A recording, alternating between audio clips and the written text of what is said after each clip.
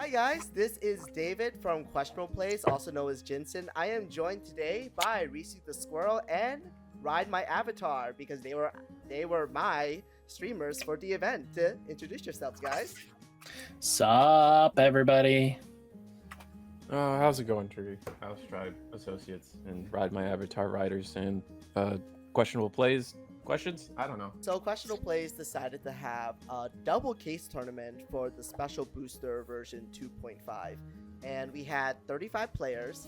It was a very full house, very busy day, and I know these two were very busy in the streaming side of things. And Yeah, you kept breaking our stuff. Hey, look, there was a lot of problems on the tech day. I felt bad for You Reese told me because Friday you would have it worked out. it was worked out. It worked out fine. I think it You went do great. not tell me it worked out when that thing was falling apart at the seams. You know, I was in theater before, and the classic thing is never 100% perfect. You got in on the commentating action too, though. Like for the top four, Yeah, usually what happens is I do the first to the top finish, and then once the top 8 breaks out, he takes over, so I can just play some box events. Oh, that's fun. Okay. Yeah, we have usually 2 side events pop up. They're usually winner boxes, and it's just we like to do those because we understand our players come from pretty far, Connecticut, Long Island, and some people from Pennsylvania. Area, New England. Yeah, you guys are really tied up there in the Northeast. Yeah. So we just want to make the trip worth it. So if you get knocked out in the main event, we have side events that start up pretty much in parallel, and it's just something else for you guys to do while you guys are there. Also, I mean, Real Estate Games has been a great place for us to host. They kind of just made it our home. And there's always Is that where stuff you to guys do in the constantly plaza. host, or you've been hopping around a little bit? That's where they've been here for a while. Yeah, Oh, Rogue State Games, I worked for the owner actually prior, and me and him just has this very beautiful relationship. Like, he's basically a dad to me. So, Ooh. pretty What much. city and state is that in? Malwyn, What New city and Jersey. state? Malwyn, New Jersey. All right, Mhm. sick. So, and you guys are doing another one?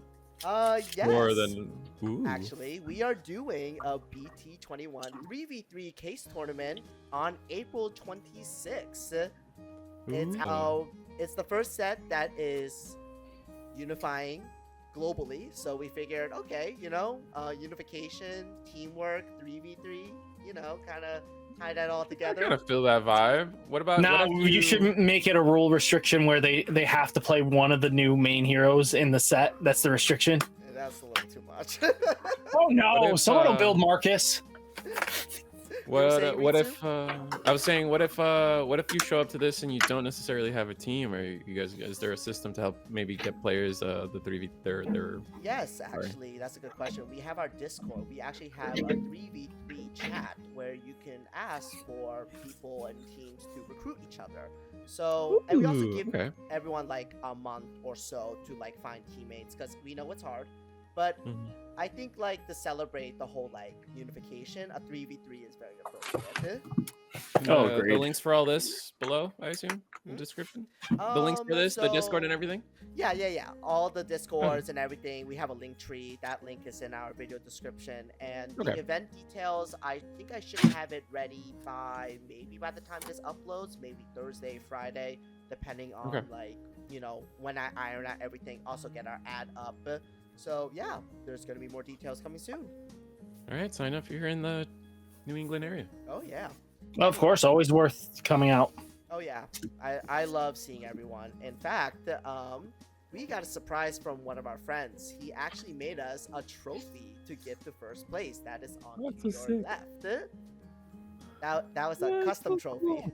Digimon card game champion. That's so sick, man. I want a trophy. And we also did a raffle for the deck box in the middle. This is the Green Ranger deck box from Mana Moon. Not sponsored, by the way, but I love her work. And Always that was cool. something fun we did for all those people who bought our early registration tickets. Oh, okay. Yes, we did early registration because we wanted to make the admissions process a lot more smoother. So just a treat for all those who did early admissions, we did a raffle. Very fun raffle. That does And sound of sick. course, this is everyone who has attended, including my floor staff. This is Bobby and that's Nick. Nick was our judge. Bobby's the one doing this. He was like our runner today, and he's wonderful to work with. I love working for him. And just some more pictures of people playing. It was a very, very busy day. That's Yeah, it was definitely a busy day for my tokens. They got used a lot. Especially when they use Jesmon. The other person is Eric, another great friend of mine, and he always loves helping out at our events. This is me working on data stuff, like I always do. Some more people playing. It was a very packed day, and this is our top 8. Ooh. The person that got first, Dan there, that's next to Lou. Lewis, and so it goes from Dan, Lewis, Kevin, Raphael, Daniel, Eugene, Daishan, and Alex. We all know them, we all love them, and we love seeing like familiar faces all the time. Like honestly, I think every time we run our events, like it's always like some new people and a lot of familiar faces, and I always love running, you know, these events because it's like catching up with like people that I haven't seen in like a month or 2. Oh, for sure. Cool. I know, was it DigiGuard United? Their team went out there, hung out too as well. That's Dan, that's like right. He's right in the middle. Yeah, there he is right there. Well, let's get to the juicy stuff, right? The decks. So we had 35 players that day, and the highest turnout was Royal Knights. Second to that is Gallantmon and Purple Hybrid. Then is Magnamon X, Rapidmon, Cowloop, then Galaxy and 3 Great Angels at 2 decks per. And then the one-time appearances were Alphamon, Belphamon, Fenrir Lugamon, Takamikazuchi, Giga Seadramon, Imperial Dramon Virus, Lord Nightmon, Machine Dramon, Crosshearts, and there was like a deck that, so when the person submitted it, he said it was like a green zoo deck, but I couldn't find the list. I know what that is. That the answer is it's called the Green Ranger deck. It is Leopardmon with medieval. It's called the Green Ranger deck. Well, unfortunately, for some reason, I think we lost the deck list. I looked all over. He said he submitted it via email, but there was nothing, so I couldn't figure out what it was. So, but yeah. Well, Imperial Dramon Virus is interesting to see as a one-of. It definitely is proving to be one of those decks that is kept because of price, right? That is. I would definitely say, like, if you're trying to like stay competitive, or like, I don't want to call it bandwagoning, but bandwagoning on one of what is to be seen as one of the top 4 decks of this current format might not be the easiest thing. What's the Shadramon specifically, right? Himself is like $60. Like $60. Not to mention that 2.5 just coming out. It's not the easiest thing in the world to pull your rare count right now. Okay, every rares right now, like, due to the increased altar counts and SPs and super rares in general, like those took up all the rare slots, and now that not only that, we got all the extra rares from, you know, was the last half of 19, so it gets a little tough to get those rares. But you know, rares are still rares, so I imagine anyone pulling a case or something probably has their playsets just fine. The really interesting thing to talk about really too is like, what decks did people come in here with kind of piggybacking off of the success from last format, right? We're looking at Gallantmon, we're looking at Purple Hybrid, we're looking at Magna X, and then Rapid definitely was like a low-end contender that started picking up tempo.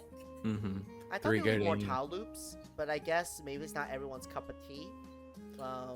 Or maybe there's like a general community discuss or something. Like, I don't know. There's definitely a little bit of like that villain format of it, right? Like there's a little bit of the like, I don't want to be the guy that minuses 15 my opponent every turn and then I didn't let them play, right?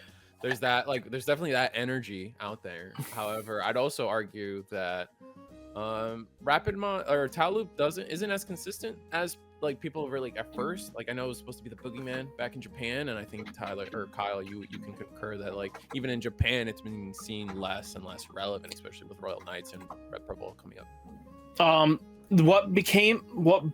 What really made the nail in the coffin ended up being Gallantmon X coming into the fray. Definitely changed the game against it, because it stopped showing up once Gallantmon X appeared. it's not a complete correlation 1-for-1 on that, but I think because Gallantmon is so fast at some points, and then, you know, it doesn't, you're not going to minus the Gallantmon completely off the board consistently enough, because again, there are moments where, oh, I'm full DP now. I'm not. You know, you're not consistently answering it, and because Gallantmon can get to the body of Talmon very comfortably without breaking a sweat, because it also gains DP and has the ability to pop something, you know, of that value. I think it can comfortably pop 8,000 DP very comfortably. So if Talmon's by itself, it just goes, and then basically you control the board still. Yeah. So I think Gallantmon X was really the big pusher out of Talmon, but then Royal Knights came in and just went like, oh, that's cute. I'm just going to have a big body. You're not minusing my board anytime soon enough to stop this. I mean, Talmon is like, I think in every like classic TCG, like, you know, a big three, you know, like Tau Loop is just the combo deck. It either gets it off or it falls on its face trying. Like it's one or the other. It's never like gonna be consistently doing all the time, because I mean that's the nature of combo decks. You either have it all or you don't. I think that's why like Galaxy Loop is kind of like is in a similar boat, because Galaxy Loop plays a lot of cards that are not searchable by the champions. So that different combo deck that didn't do well is Fenrir Lugamon, right? Like I was expecting Fenrir Lugamon to show up at least in a higher number than a single copy. I mean, only 35 players, sure, but Fenrir Lugamon was popular and still is kind of just like a fan favorite Digimon at this point, right? It's fair to say. It probably wasn't to say. I know the player that played Fenrir. He's definitely been always on it. It's honestly, my other friend told me the same thing. Is like it's either your day or it's not, and you know sometimes. Well, I more mean like less. Only one person being on it is what's shocking to me, right? It's interesting to see like even EX6's Crossheart, you know, making appearance even in JP. Like it did well in 19, and then it just said, "Nah, bro, not how this works." I did hear like the timing of how the sets were released did kind of change where Crossheart was landing, but actually, segue, Crosshearts did end up getting to top 8. Yeah, no, they do. They have some stuff. Like the thing is, when they dropped in 19, that was Tau Loop's peak in Japan, right? And Japan saying, you know, -10 to your entire board pretty much shuts off almost everything that Crossheart's trying to do in the early game. Crossheart's whole game plan is to collect pieces, so then you can start dropping those EX6s like back to back to back. And if you don't, and that all involves hard plays, draws, when attacking effects from little rookies that are just going to get flooded out by Shine. So if they activate it early, but now we got the hose. Down, Cross can come up. Is kind of yeah.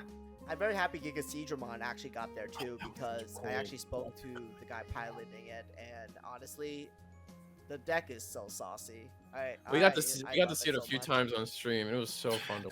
And finally, our winners. We had first place and second place were Purple Hybrid, third place was Tau Loop, and fourth place was Royal Knights. Okay. I remember watching these games. They were pretty intense, especially between, well, I guess not Purple Hybrid versus Purple Hybrid, but Purple Hybrid. We watched the versus semifinals versus Gigasidramon, I think it was semifinals, and the semifinals was so fun. Like it was so back and forth. It was, man, those garden hoses really were trying to put in work the entire tournament, man. It was so fun. Yeah. Or I guess it was the semifinals, but it was quarterfinals, whatever. It was the break before Top Cut. All right, well, let's also get to the next fun part, the actual decks for our top 4. All right, this is Dan's Purple Hybrid deck. That is, I think, pretty more standardized.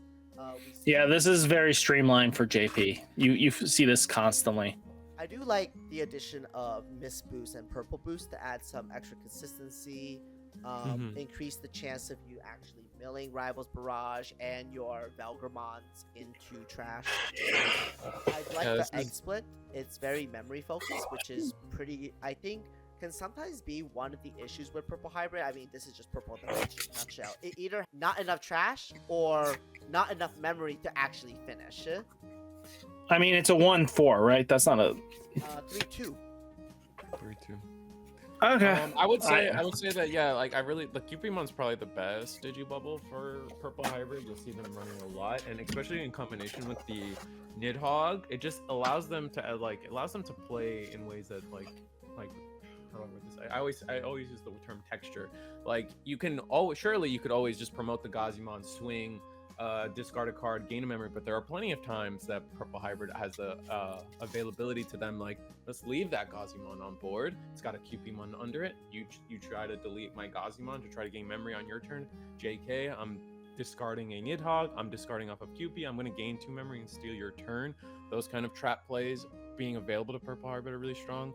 But I do agree with Kyle that like it's pretty much I call this like standard purple hybrid. Is this nothing really changing in terms of the top end? We're not trying to do anything extra. We're just trying to do purple hybrid things, and that is the main game plan. And like you said, the most interesting ratios to me standing out are definitely the inclusion of missed memory boost and purple memory boost. Those aren't always seen in the deck, but like those are definitely, it's like a pivot point for most players. Like how many, if I run it at all, it's a very curious part. I've even seen people try to run scrambles in that slot, death slingers in that slot. So it's a very like the options are where like most people make their decisions, and the inclusion of that starter deck mat, which some like, some don't. Our second place, Mr. Raphael with purple hybrids, but this time using Apocalypmon, Metal Seedramon, Piedmon and Machine Dramon, and Apocalypse himself, and Magna to boot. Oh yes, Magna Dramon, right down the middle. The funny card is this. It's a funny card. The true Gatomon evolution Mega. And I will die on that hill. The inclusion of analog use. I actually did Raphael's deck profile, and I will probably pop up like I think tomorrow after this video is recorded. He told me he included analog use to search, but he was kind of like not sure about it after the event because he felt like maybe it was a little bit too much, or it could have been like, you know, a Koichi or something like that. So that was definitely interesting. APOC was very interesting. I actually want to hear you guys about that, the whole little Apocalypmon engine. Well, you don't want to hear my opinion. I love the card. No. I'm a lover of I Apocalypse. definitely think some people chose to woke up to be the villain that day. Whenever you sleeve up Apocalypmon, you knew what you were doing. You were just not going to be people's. Why do I get the crust? I think Misu and I were watching this match. I think the total milled cards in one turn in conjunction with APOC and like Velgramon Tuck, I think was like 15 cards or something. That's the thing that caught us surprised. Like the thing that I like, so APOC is famous for being able to, you know, use any level 6, tuck it under, and activate the on plays, right? That's why the things like the Megidramon were always used. I think the Craniumon was commonly used back in the original Apocalypse. Craniumon to create the protection. Exactly. And then, but what I didn't actually realize is that you could just tuck Velgar and then activate Velgar's on play to mill even more cards from your opponent. We saw that would take a game from an opponent. Wait, what? Yeah, so What's up, thing? Is level 6 or lower, and then you can activate the on play of the Tuck Digimon. The milling part is only referring to the megas being used. Yes. So you could actually tuck Velgramon and redo the milling in addition to the milling from APOC, which is insane. It was insane. Was crazy. I think APOC could go to 0 personally. I know ban lister is coming up in like 5 days or no, something. he can come. He can come off the list now, please. No, I want him at a full play set with purple hybrid now. He had his time to shine. He got the pizza crust. He got second place. Yeah, bro. he got good. honestly, No, I want to mill my opponent. honestly, No. I'm Yeah. happy with one. I think Yeah. one is kind of like, and also I think one is fine because honestly, like, okay, you out it, they have to get it again, which is not. Which is why we see limits of friendship. Well, yes, but I mean, still, again, it's like you gotta work for it, right? You actually. Yeah, for sure. No. I think No, you don't. I'm being a you little have to extra. find the goddamn option too. What? Yeah. You mill the option to the trash, and the mat's gonna get it. Okay, again, that's an extra step. That's like 2 extra steps. No, it's not. That's- It is just 2 extra happens. steps. It's 2 extra steps. Not hard No, steps, it's not. it's- When your trash is your second hand, it's never an extra step. we're it's not just we're there. not having this discussion right now. We're trying to get to this. And our Tau Loop deck. This is the one with like a very like small little yellow base to build a stack if you want to. And it's running blue card, which is I think is very fun to see because Burn it with fire. Hey look, that card is gotcha on a stick, and I respect that. And there's No, three of them, burn so- Kazemon with fire and restrict Kaiser Nail with fire, and you'll have a fair deck. Anything else is just broken. What do you mean by Kazemon? I don't see a Kazemon here. Kazuamon or whatever the frick thing is. Ruined Kuzuhu. one. I mean, Ruined Kuzu, one. Kuzuha. Yes, Kuzuha. I definitely like the deck. Like, I definitely like what they're doing here. Like we in Japan, we saw red base take over for like the draw power, so we can run Fireball, so we could run was it the Hero in the Skies or whatever, the Air Dragons. Every red draw spell we kept seeing. Yeah, GG Gila, swing, draw 2. If it survives, congratulations, you get another swing in.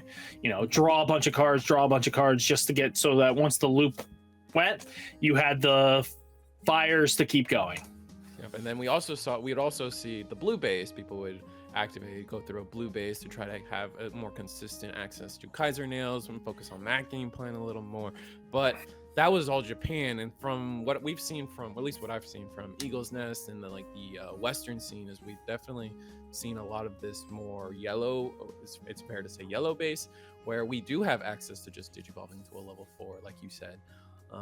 Particularly, we're playing the Kyubimon that plays us our Rika, which our new Rika allows us to search option and the line, which is so huge, and then also giving us memory. We can actually, when you think about it, you can play this 3-cost Rika for 2, which definitely goes into the memory game plan of what Sakuya is trying to do. And then once you're at level 4, you just digivolve Tau Mon itself. You don't have to worry about just hard or you know what you could do is restrict the daylights out of restrict the heck out of scrambles from this deck, because then that would just stop the ruin mode coming in cheap. Look, we have the list coming Sunday. We don't know. Sunday. We don't know what's going on in Bandai's head, but let's see, right? I mean, we did. I saw the deck like go through its motions, and it's like, it's just.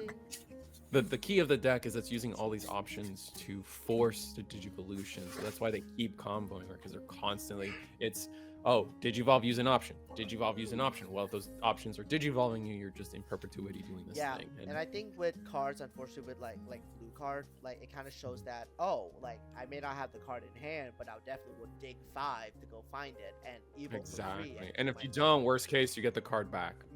And that's and you play that card for free. Yeah, it's even crazier. It's our 4th place winner with Royal Knights. I actually did Alex's deck profile, and I really like the inclusion of Pawn Device and Queen's Device. I need to look into these cards more because, man, they feel generic sometimes. Yeah, in combination, so that's the thing we've been seeing. Instead of running traditionally to get around floodgates, Royal Knights was using Fireball. We were using a Marcus that give us access to red for Fireball, and a Memory Setter, that nice 2-card combo. But this 2-card combo between Pawn Device and Queen Device, as long as you see the Queen Device first, Pawn Device will be able to trigger Queen Device again. So it's essentially in 2 cards, you can activate again, and you get a nice little value engine through draws, but then you also get to remove floodgates twice and the second time you don't have to spend the memory because it's a delay effect off of pawn. So you can get rid of the floodgate and then continue your turn, whereas the Marcus or the Fireball would be your turn that turn, and if they replayed it, then you don't have any kind of recursion there. It's very honestly, I need to look into these devices again because these devices have been the combo that even 7 Great Demon Lords in Japan's been using, so it's kind of would fit here too, right? It's just a very easy 2-card combo that just answer response, and by the time your things are coming down for free, your opponent is now trying to stop you. You don't mind spending 2 memory, right? Oh, yeah. Just no, 2 memory to do all that, go for it. I'm kind of glad that Royal Knights kind of got a nice update, because I think once 7 Great Demon Lords came around, it was kind of like the star Mega Zoo deck, and Royal Knights was kind of like you're like the you're like mediocre 7th grade Demon Lord. Now it's like, oh, we can play to your speed now, and best part is we can actually use Ace Digimon like Jasmine GX Ace and Galamon Crimson Mode Ace. It's very cool that we have access to that, and of course one of the best cards I think recently in 2025 is of course Medieval Galamon. Like that card is crazy strong. And I think me and Risu saw the Omega play. I'm just like, yo, that is disgusting. Yeah, Omega being able to go into your X antibody at the right time is actually ridiculous. But then like the things that I underestimated going into the set was just like how strong Royal Knights have gotten over the past few sets, especially like Lord Daimon itself on play a level 4. The Jesmon on play, get an extra body that can attack. Like suddenly the things we were using Leopardmon for, Genkumon for, to just try to get more bodies, go wider, we can just do that so much faster. We can like before the clock is so much faster and X antibody does it as well with the combination of the X antibody plus MIDI or Crimson mode, Galamon Crimson mode is actually insane. Because the Omnimon X allows anything to attack. It does not care about Royal Knights, so it can make a Crimson mode attack and trash like 3 security depending on the game state. They are so much faster now, and it's crazy. Kind of intense. It's so crazy that Omnimon X is our first Digimon that basically gives like a Resodramon overclock without any like requirements. I'm just like, hold up. You could just end turn with whatever like good when attacking effect that you have, like Galamon Crimson Mode Ace, and you could just win off that. I'm just like, oh god, you spent like what, like 9 whatever memory, and you just won, and it's like, oh, that's insane. Like it makes me shocked that maybe I'm a little surprised maybe they don't lean in on the original Crimson mode, because the original Crimson mode does trash a little more because it's the 1+ every 10 in trash, where this Crimson mode is strictly 0 plus every trash. Remember, like, the big thing is that you can't play this Crimson mode, the old Crimson mode, for free. You can't digivolve into it. The only reason why you use this one is because the Blastace allows you to digivolve on your opponent's turn. So now you're gaining the benefit from it, because as long as King Drazel's up, you can't use that. So there was no reason to be playing it. But with Blastace now involved, you can, and it's just. And anyways, so we have reached the end of our recap. I just want to say thank you again to Ritsu, Ride My Avatar. Thank you again for I'm BenApocalypse.com. Thank you for commenting our stream and event. You're welcome. I hope you guys had fun. And I hope to work with you guys on future events. Of course. Yeah. You know I'm always there. Make sure if you're in the New England area, make sure you try to give these guys a chance for their 3v3 coming out for BT21, right? That's exciting. I love tournament results. I eat tournament results for breakfast. For sure. Results. Our Eggman event team loves being able to do that for people. So post more events. Let me know. We'd love to just spread the word. And so sign up. Yeah. New England area. I'm excited. Again, great commentating with you, Risu. It was our first commentation. Hopefully you had a lot of fun doing so. I think that's good for us. Anyways, thank you guys. And of course, thank you to everyone. This has been our recap of our Double Case tournament. Stay safe, stay healthy. Catch you in the next one. Peace. Thank you for watching. If you like what we do, don't forget to like, share, and subscribe. If you want to see more, follow us on our socials.